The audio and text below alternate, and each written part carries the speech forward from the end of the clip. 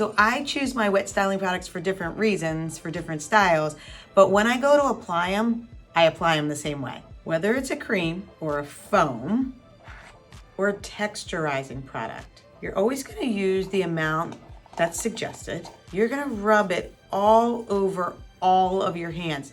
Get it on the fingertips.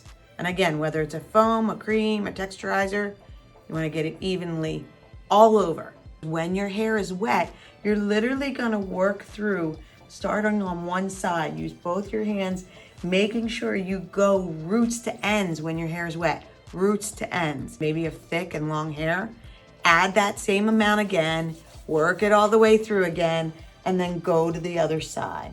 But remember, roots to ends, because we want that volume, we want that texture, we want that shine to be on all of the hair. So that great lift and body and shine that you get is gonna last all day.